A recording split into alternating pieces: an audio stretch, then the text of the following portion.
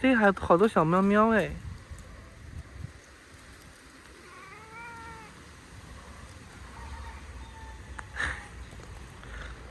好可爱呀！回来撸撸这两个小喵喵。好的，我已经回来了。刚才把房东大妈又送回去，房东大妈开车过来，意思是让我再把她送回去，我再回来。然后现在已经9点了，要马上回去，赶快洗个澡出发了。然后因为9点45就要骑马。看这个房东大妈的车开了6万公里，这他妈开这么旧，开了6万公里才。然后还好，它还能连那个地图什么的，然后能充电。但是是手动挡的，刚才房东大妈也考验了一下我，在旁边一直看着我能不能开，还行，我开的挺溜的，手动挡。然后油是半箱油吧，回头给它加到半箱油就完事儿了，差不多这样子。空调应该是好用的。他说这边的油价差不多，跑1天加个10K 的油差不多。又回来了，赶快回到我的小房间。我的2个猫呢？我的2个猫不知道去哪儿了，回到我的小房间，赶快！我刚才查了一下，开到那个阿呼阿 Kivi 大概需要12分钟，以我的速度估计至少得15到20分钟吧，所以我差不多9点25出门，现在是9点，我还有25分钟时间。这25分钟时间，我要上一个厕所，洗一个澡，然后把那个防晒什么涂了，因为我现在脖子这儿已经彻底晒伤了，然后我再吃点饼干什么的。然后我把零食都吃了，然后我骑完马我再去买点零食。好像有点晚了，我要赶快了，5分钟之内出门。现在是9点45，我现在打包好东西出发了，我估计10点能到，晚了15分钟应该还好。我现在开手动挡6的EB啊，在市区比较多需要换挡，然后其实开出市区就不怎么需要换挡了。反正手动挡的话，只记住一个秘诀，就是大轰油门，用力轰油门肯定没问题。还有5分钟就到那个阿库阿维基了，已经开到这个荒郊野树林了。The name is horses is Dipta. Dipka? Dipta. Dipta. Cuentos de la cripta. Así se llama. Okay. Where are you from, bro? China. China. Okay. OK， 专业的呀。呵呵。Horse is the experience. Yeah. No experience, no good. OK. The gallop. OK. Okay. OK. This one here is no good. It's Yeah. dangerous. Yes. The water I push. Yeah.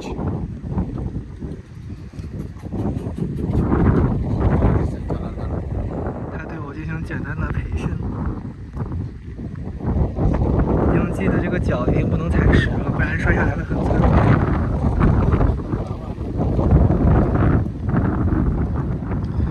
What's the name again?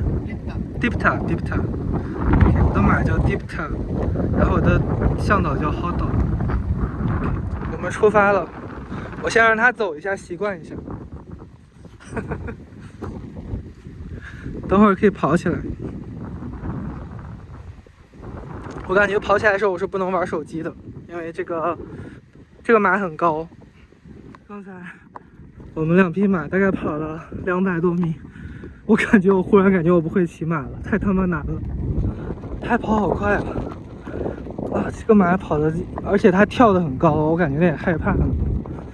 这个主要是这个路有点不平，我就怕它会不会有什么危险。我感觉我有点拖大了，胳膊已经有点酸了。好，现在有点掌握不了那个骑马的节奏了。我记得原来我是可以掌握那个节奏的，就是它上下跳的时候。我操，胳膊已经酸了。我看那个马，我比它喘的还厉害。哇，我现在这个感觉真的不行了。本来想明天再接着骑，我感觉真的是骑不了了。我这个右胳膊还好，因为右胳膊是拽缰绳，没有很用力。左胳膊整个拽这个马鞍，拽得我胳膊都快折了。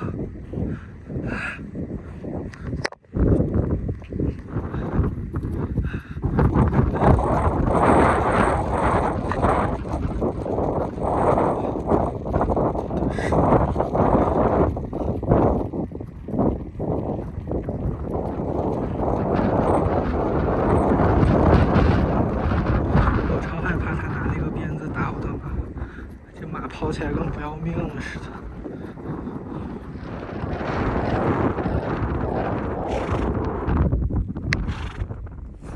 我现在在复活节岛上骑马，这个马跑起来不要太快，我觉得刚才极速应该有飙到50，我记得40到50，差不多比我电动滑板的极速还要再快一点。然后这个哥们儿一直问我要不要跑，我已经跑不动了，我的那个胳膊简直酸掉了。希望我的马也不想哭。我们今天的行程是去这个岛的制高点550米还是什么的一个火山，是这个岛最高的火山。前面，我们现在在上坡，应该跑不起来。感觉好像很阴啊！你看这个天，我怕下雨。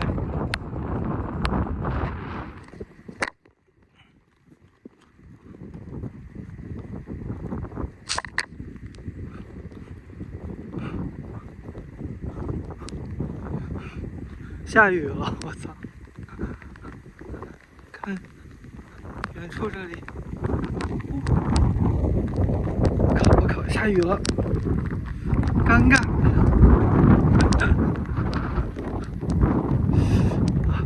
尴尬了！这个乌鸦嘴绝了，听到这个下雨的声音吗？超大，刚才这个天上的乌云感觉都散不去了，好冷。赶快跑一下吧，跑出去。我们俩都湿透了，完全看不清，太惨了！刚出来一起码就下雨，这好像到那个火山了，是骑到这儿了，就是。我现在好比没有那个雨刷的前挡风玻璃的眼。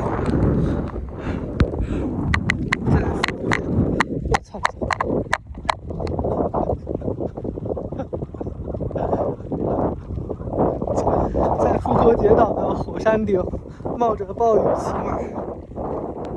我怎么记得上回我骑马也是这个雨是终于停了，暂时的。然后不能说暂时的，我说乌鸦嘴。然后我操他妈的，刚说完暂时的，它又开始下了。这个云好像仿佛又被风吹到我头顶了，然后右边正好是制高点，好像前面就制高点了，所以我们骑了不到1个小时，还行，挺快的。等会儿赶紧快回去吧，淋透了已经。现在做最后的上山。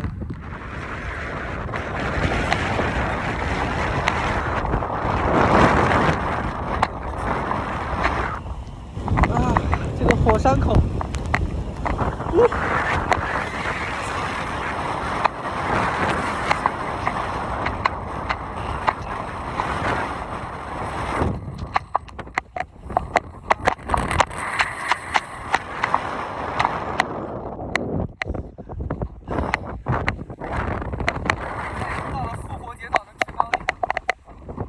起雾了，看不太清楚。其实底下，看有没有一种形状头发如山的感觉。现在远处的那个山，明显感觉有点矮了。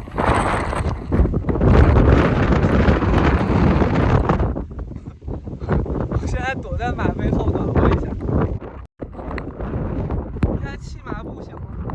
马被我们扔在那边了，然后应该不会太冷，但是现在衣服都湿了，裤子这也湿透了。然后我的那个小哥，他也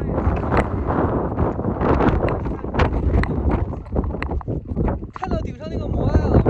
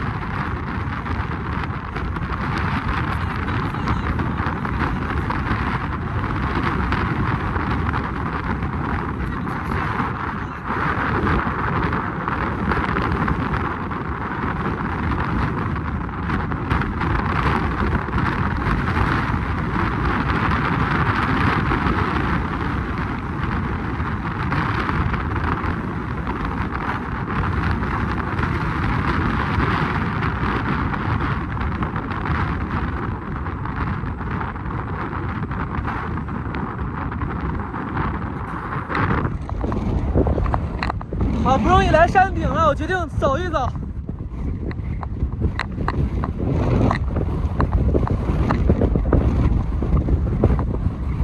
这个山顶其实周围都是一个一个的丘陵。看到这边漫山遍野的野马了吗？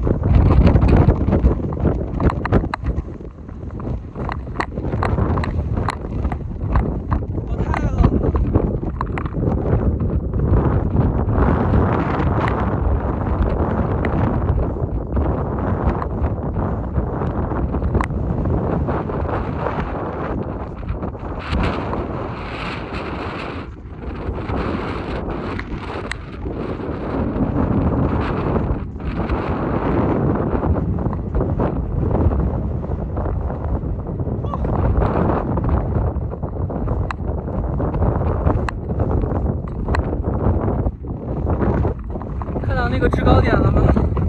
导游在那里，有个小摩艾和牌子在那里就是。然后我在这里，这边的海依旧很蓝，虽然说没有阳光。这个地方其实视野倒没有特别好，因为它旁边有地球嘛。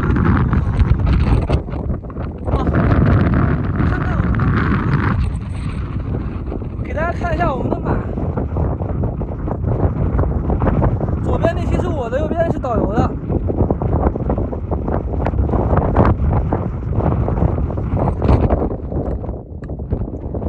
我现在在富国岛最高的火山，我背后那里看制高点，这边有一个小摩艾，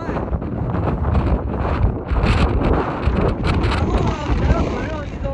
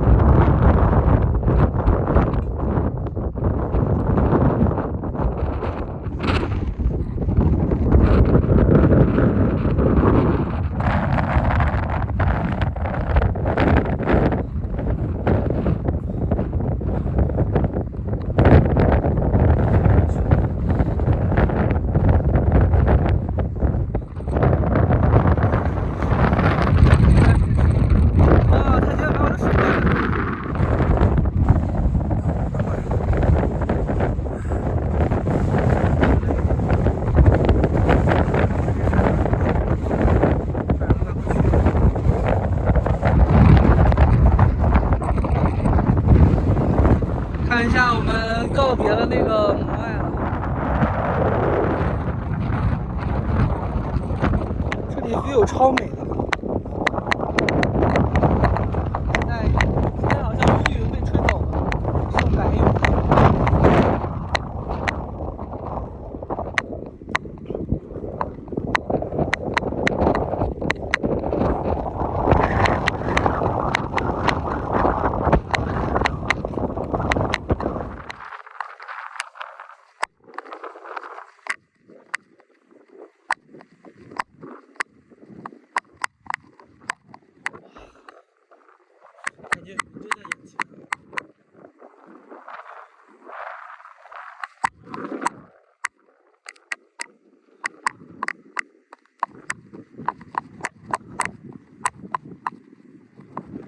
边跑一段，让这个导游帮我录一下。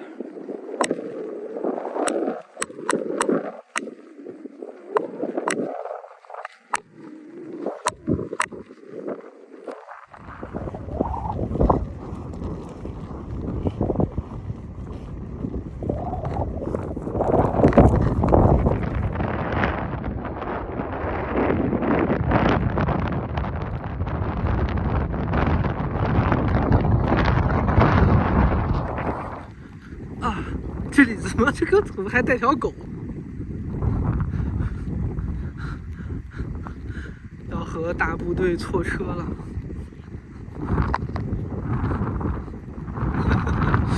这个骑马出来遛狗也太逗了。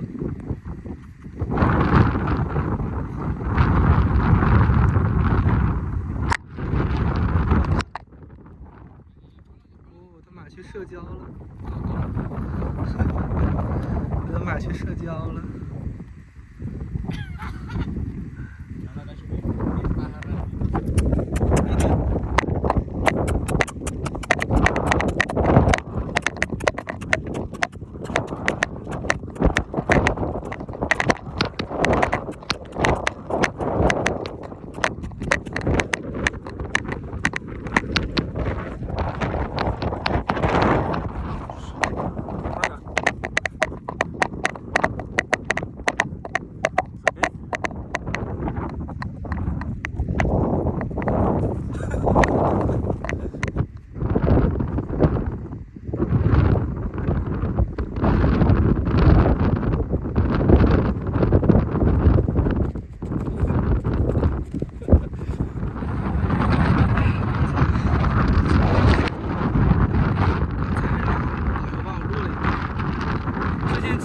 也变多了，大家都是晚一点的，好多骑马出来遛狗的。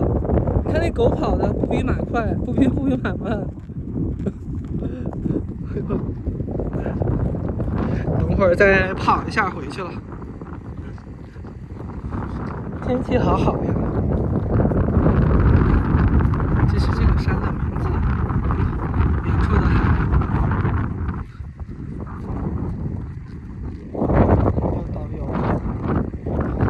跑一半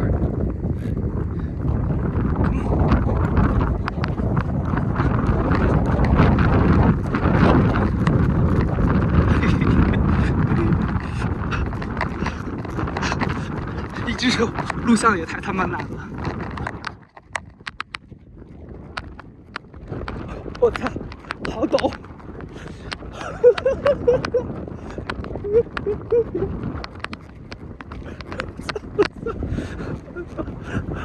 能看出我在跑吗？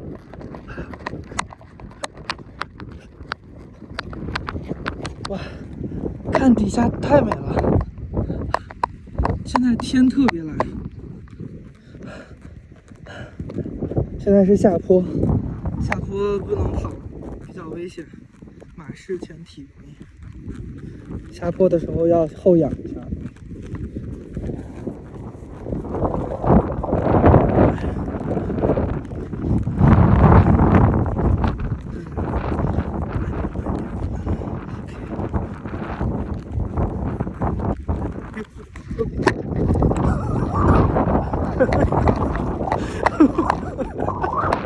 我操！我操！我的鞋跟导游都别在一起了，我操！差点他妈没让我腿别折，我操！看我怎么超过他们3个。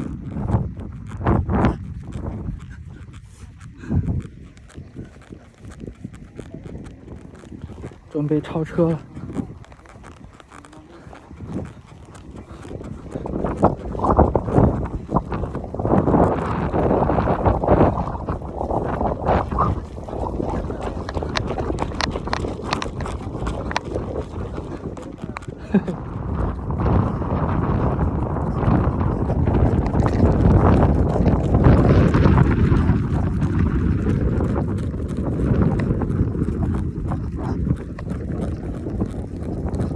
猝不及防。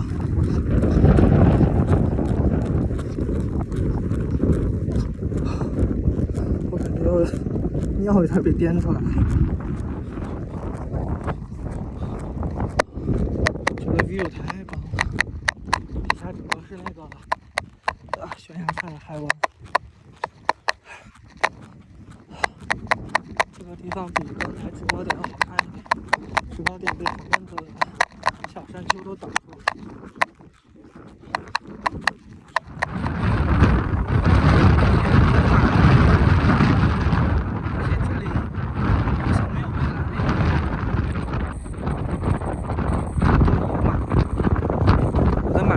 去社交，那个马好小，好小。我发现我的马有点逗啊，我的马就看见两边路都那么好，它非得走那个最不好的路，非得挑最差的路走。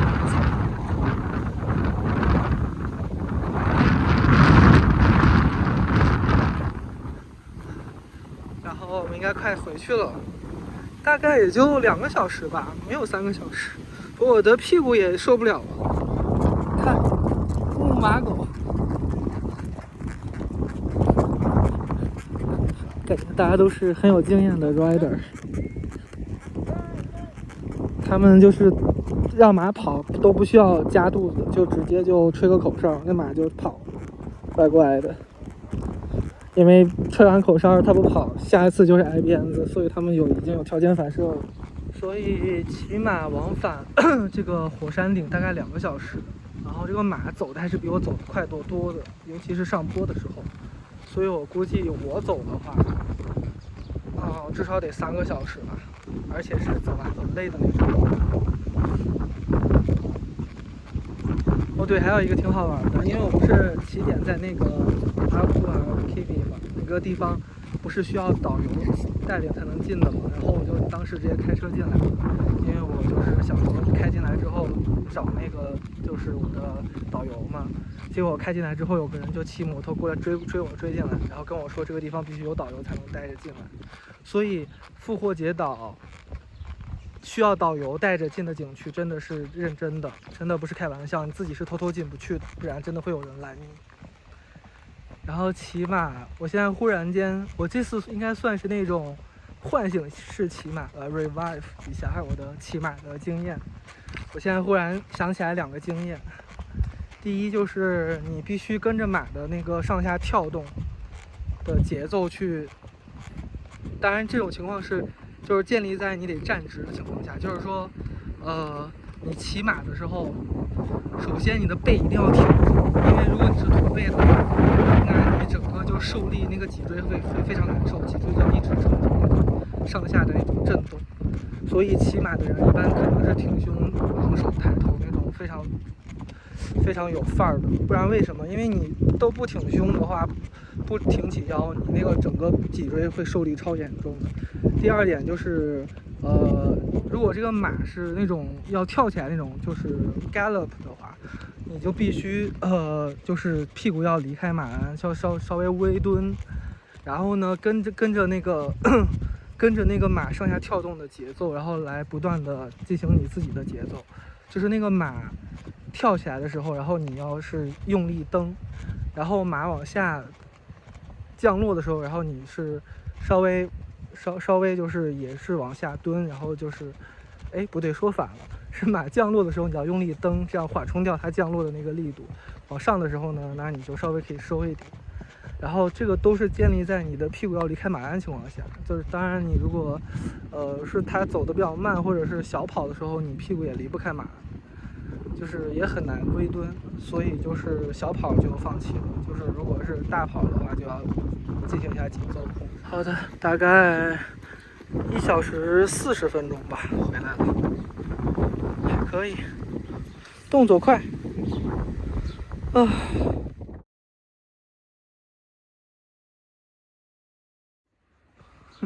好憔悴啊，跟我的马合个影。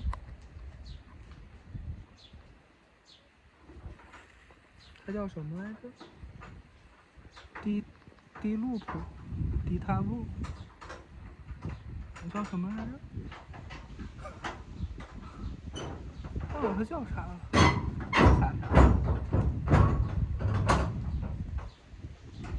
生气了，忘了它名字。哇，它这个马真的高哎，这个毛色真的好。你看，有种那种汗血宝马的感觉。跟我的小哥合个影。OK。我现在骑完马不到12点，我想回去洗个澡。我现在全身被那个雨淋透了，然后头发也是被那个帽子压的，然后现在也是非常的很累，有一点感觉需要换个衣服洗个头。然后我脖子现在也很疼，晒的。看，这是我房东给我的小车，是 Kia Morning 型号。哎，这是我的马怎么就散养了？DT卡，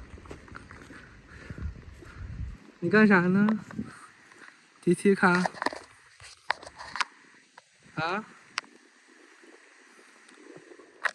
看我的马现在已经变成野马了，在这边。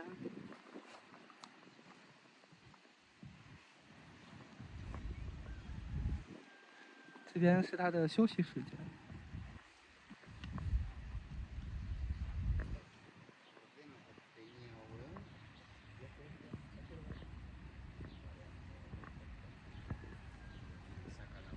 嘟嘟嘟嘟嘟，嘟嘟嘟嘟嘟。哦，you take it 好。他们把 DT 卡带走了。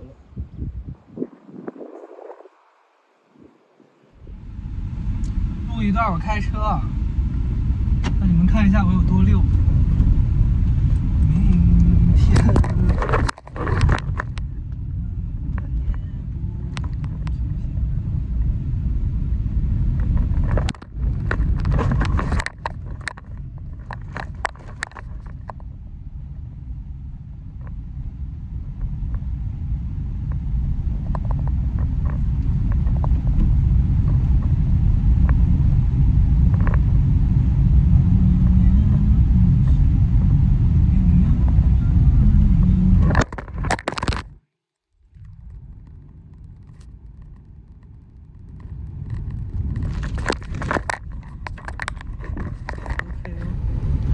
开车回去小镇子上吃个饭，回去快速洗个澡，然后再出来。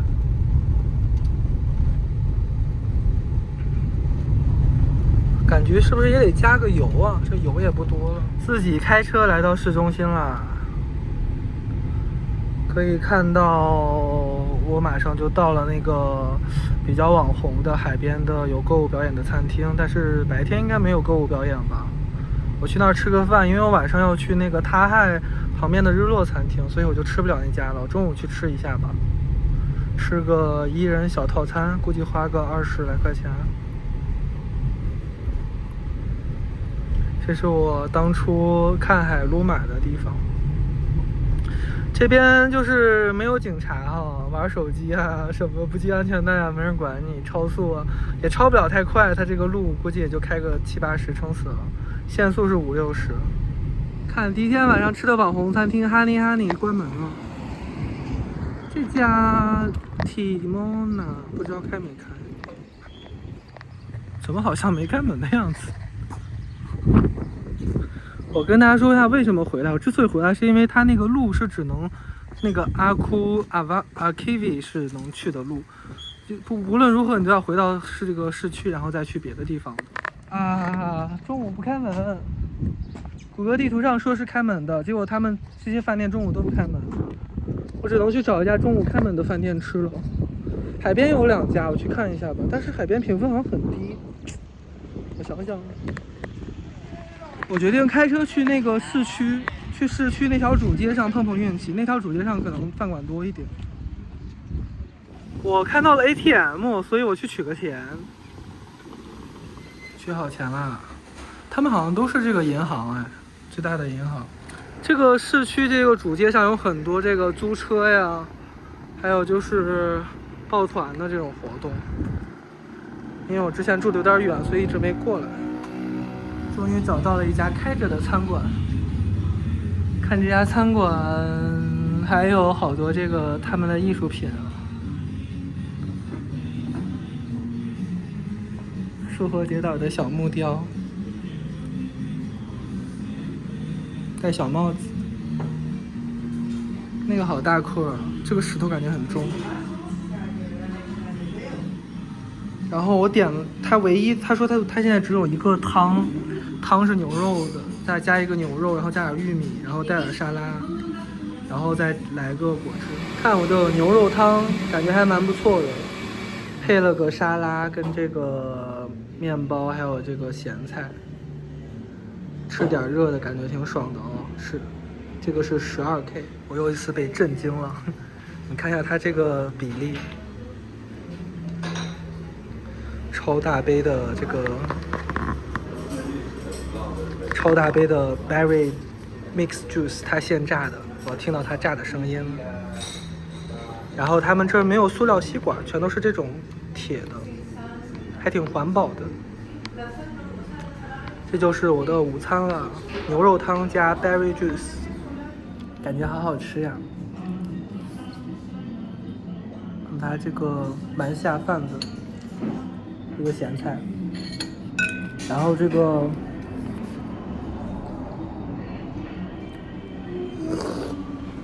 汤好入味儿，它是用一整块土豆加这个牛肉煮出来的。有一整块牛肉跟一整块土豆，还有胡萝卜跟玉米，还有洋葱。这个汤好好吃，我晚上还想再来。这顿饭吃了17K， 12K 的饭加4K 的果汁，还有刚才吃完饭了，味道还挺好的。但我看他们谷歌家评论只有3个人评，而且3.0，可能那些人没吃到好吃的。看，这是我刚取的20K 的纸币，我取了300K 嘛，就10几张，挺薄的。然后之前是10K 的纸币。10K 就是20刀嘛，20K 就是差不多40刀，所以我现在有400K。这是我刚看到的刚来的时候看到的第一个跟第2个摩艾像哎。然后我们还是走这条老路，因为我们的那条路被封了。这条路走到尽头就是那个他亥。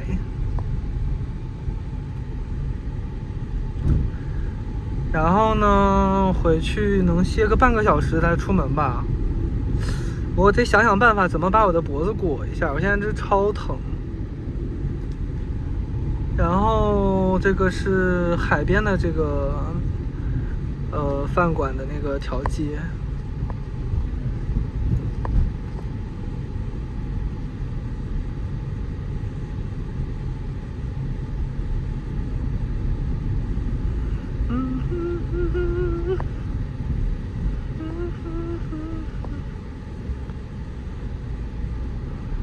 前边就是这个墓地了。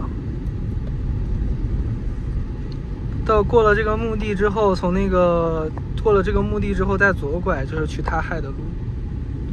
如果是直走的话，就是回家的路。看一下啊，这个墓地很大一片。这个墓地相当于看到那边他亥那边吗？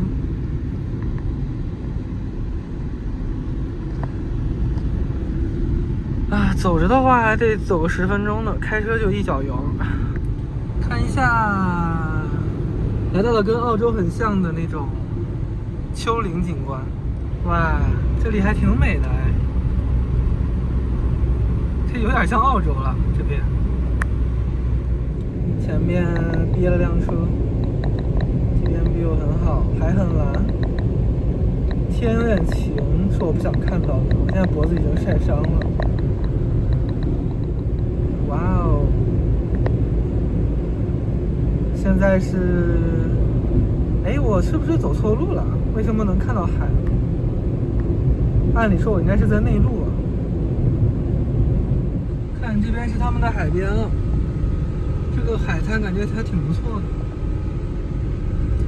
然后现在准备再往前开一开，看能不能开到就是地图上的那个几个石像的地方，应该都不是很远了，5公里，我估计最多5分钟吧。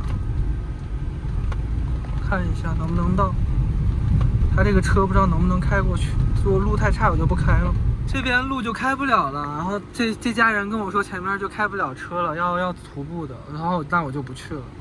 我现在掉头。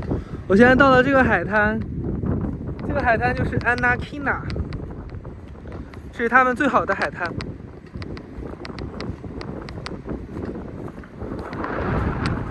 然后他们这个海边，哇，还蛮冷的哦，这个太平洋的海风。我们从这个海滩对面拍一下这个全景。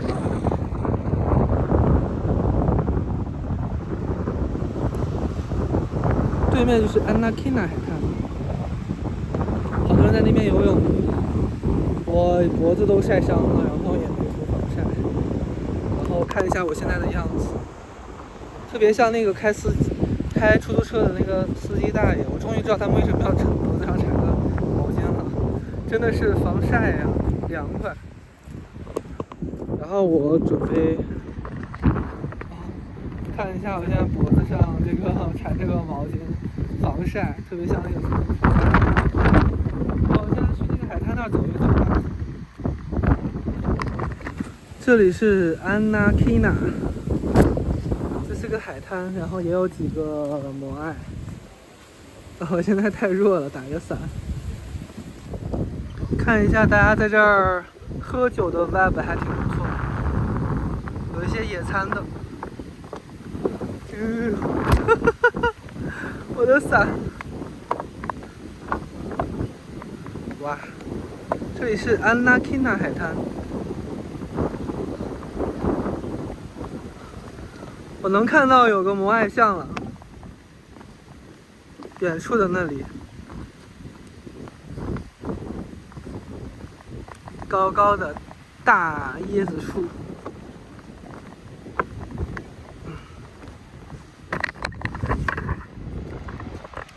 现在已经走在海滩上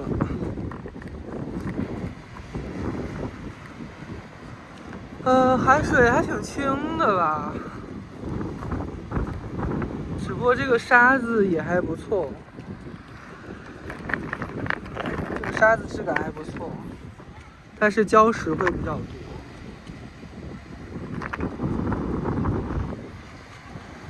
有点小浪，还能玩玩浪。呦，我操！我操，这个我刚才这个风太大了，我第一次使用，我花了50刀买的那个反高的伞，直接被吹坏。这伞的质量真堪忧啊！我看那个伞连接处啊，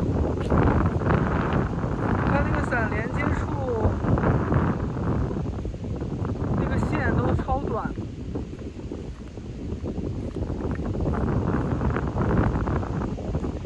线感觉很不结实。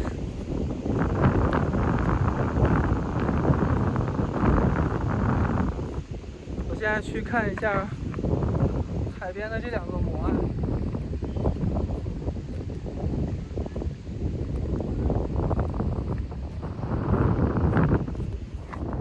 今天天气挺晴的，还不错。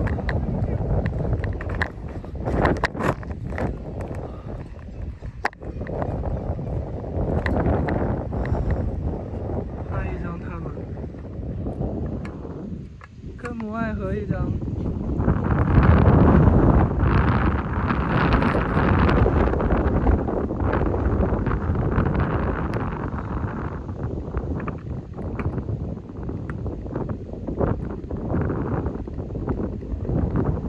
这个是安基纳卡的摩艾。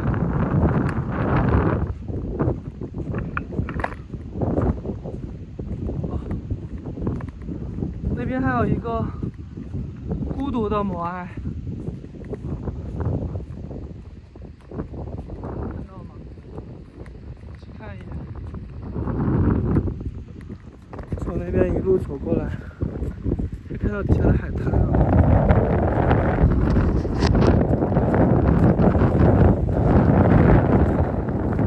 看这个孤独的摩艾，脸短短的，这边很多人都是长脸。看。这里还有一个小小摩艾的头，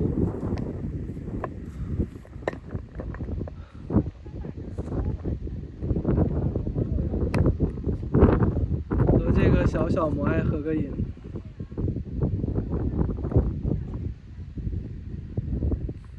啊！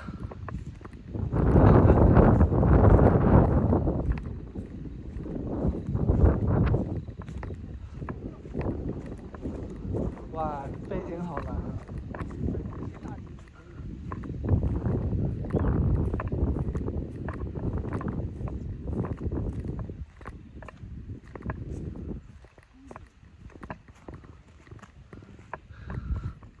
这个摩艾叫阿呼阿兔希奇，阿兔阿呼希奇，我忘了，名字太难记了。然后那个也有一个平台嘛，也是在阿呼上。反正这两个摩艾都是在那个阿基塔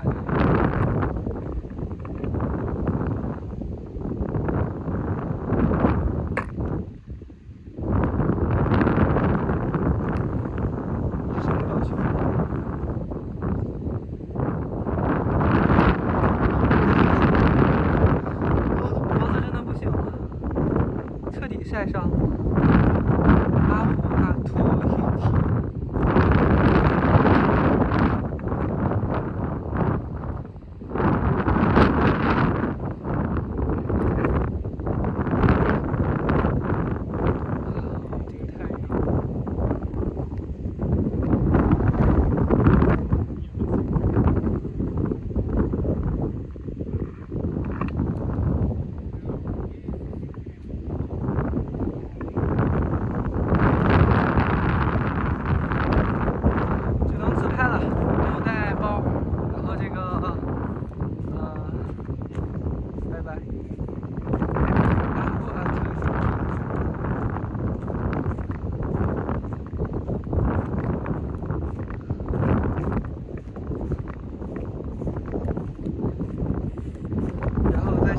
拍个照，就走了。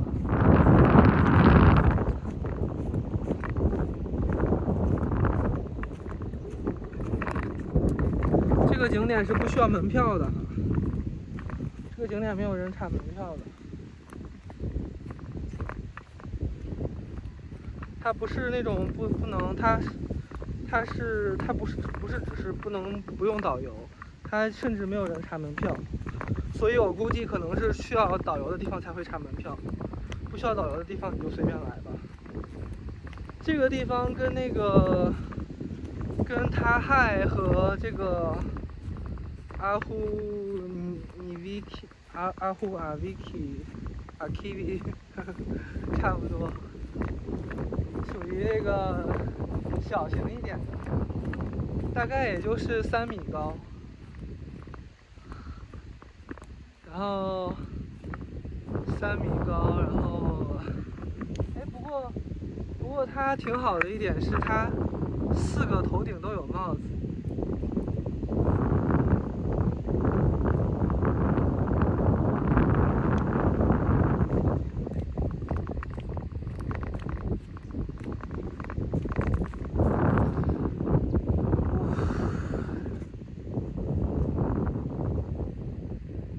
看4个戴帽子的小摩艾，这个摩艾还蛮小的，戴上帽子估计也就3米多。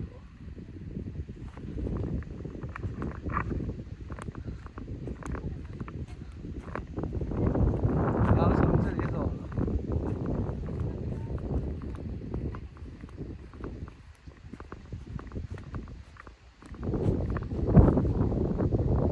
他们长得挺像的。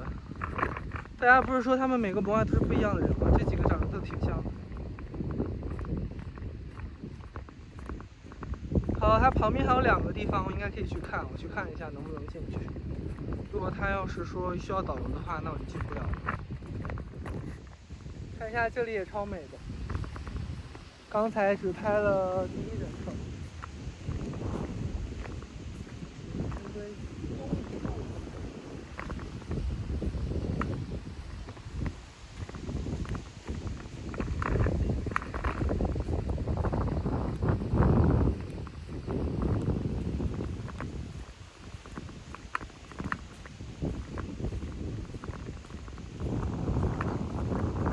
毛巾还能装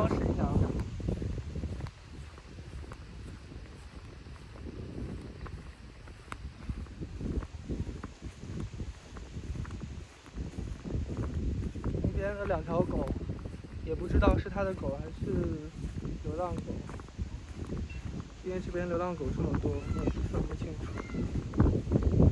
好，我现在去下一个地方。我现在开到了一条上山的路，但是路牌没说是去哪儿。大奶牛在乘凉，海边有这个石头堆的图腾。开到了路的尽头，没有什么景点。这个地方可以下到刚才那个海滩那边。我现在开去那个欧威河那个一个很不错的沙滩，据说，哇，一股臭臭的味道。这里是欧威河，一股粪便的味道。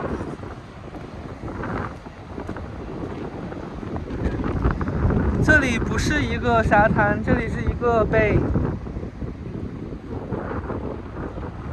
是个波涛汹涌的海岸来着。哇哦，就这样吗？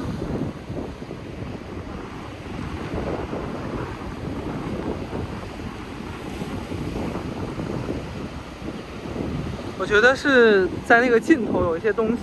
哇，浪好大呀！我准备过去看一下。走到头了。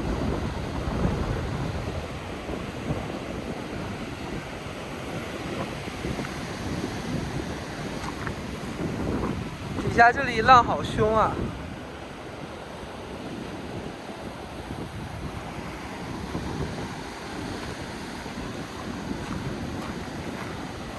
这里有个牌子，不知道什么意思，但是我感觉是不是之前他们在这个地方祭祀这样子？因为这个地方感觉就很汹涌的样子，祭祀起来也感觉很牛逼。我要走了 ，Nothing fancy。走在山脊上。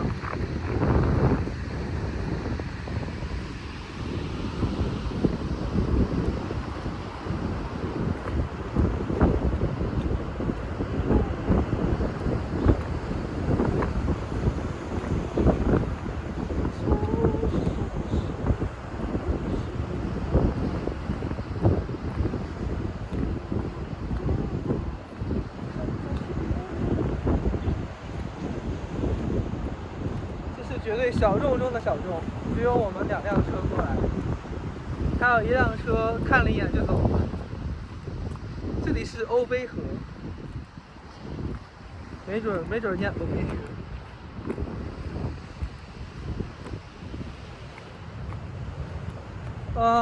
旁边应该还有一个考古点，但是没有导游，好像不让进。我去试一下吧。远处那里应该是采石场那个火山拉拉谷。这里是 P2 Kura， 不知道它能不能让我进。这 P2 Kura 这种好像是考古区。这么多猫 ，Hello。他们不让我进，说是需要一个导游。然后可以看到那边是他们那个考古的遗迹，我感觉也没什么太多看的。不过这里面好像也不是很大，感觉好死板。我准备往前开了，前面好像有2个点还是可以去的，不需要导游。所以 P2 Kura 我是没进去的。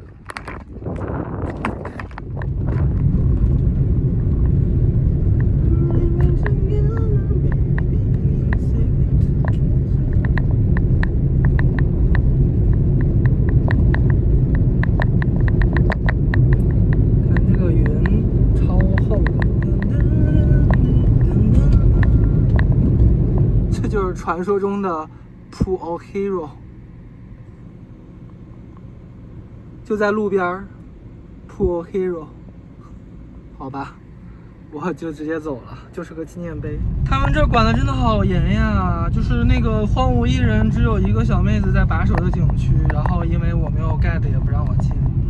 所以大家来复活节岛一定记得提前约盖的，要不大家来复活节岛都用我那个房东吧，他蛮好的。我面前这个应该就是那个拉拉库那个火山，它这个蛮高的。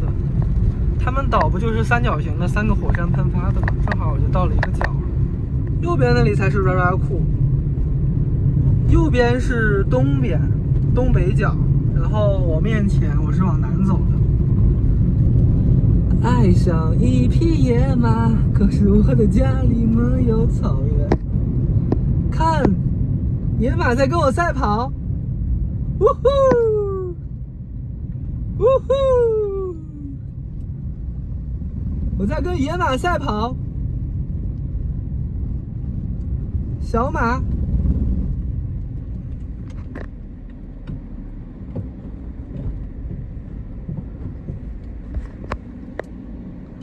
哎呦我去！哎，这小马生气了。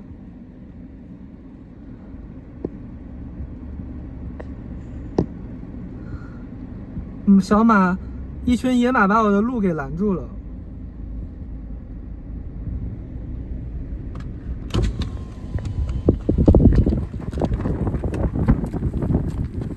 好啦，好啦，好啦，呼噜，撂蹶子了，呼呼，耶嘿，哈哈哈。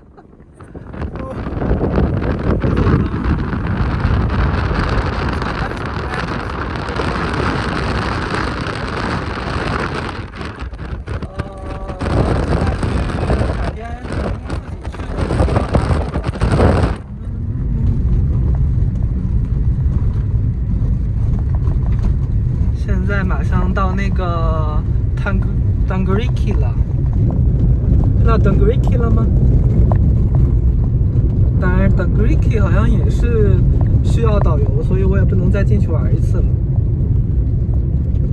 好，在我面前右手2点钟方向的是拉拉库火山采石场，左边是 Tangeriki。路过了 Tangeriki。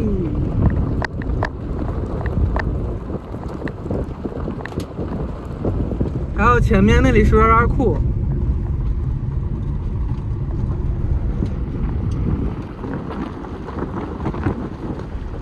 我现在把这个弯拐过去，然后应该可以沿着海边接着开，能看到一些别的摩艾。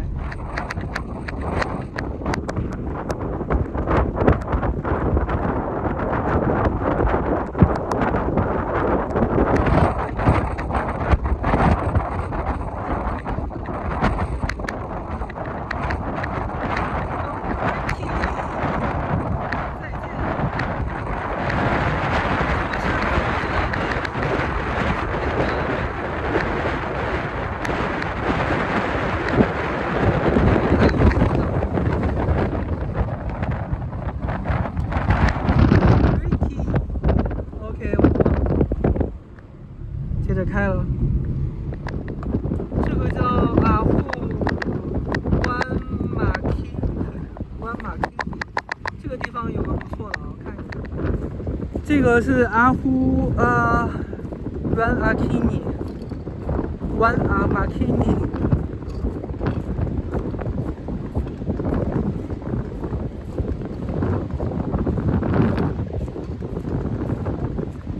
可以看到。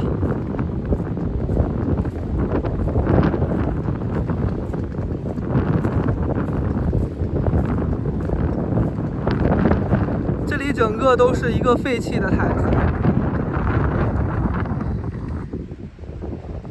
这可能是一个头部，这是一个身体。我现在在这个阿户湾马基尼，可以看到这里就只有一个倒掉的石像，大概就是远远的看一下就好了。然后回过头，我们看到那个拉拉库，再转一转，我们还能看到，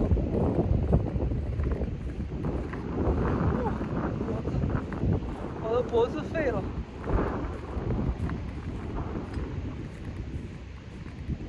好多野马呀！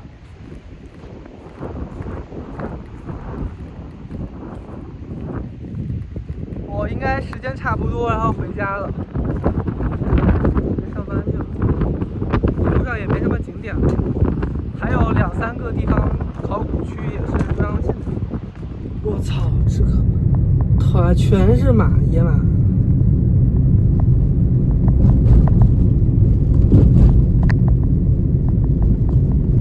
真的要小心，不要撞到野马。又遇上横穿马路的，赶快从他们中间插过去。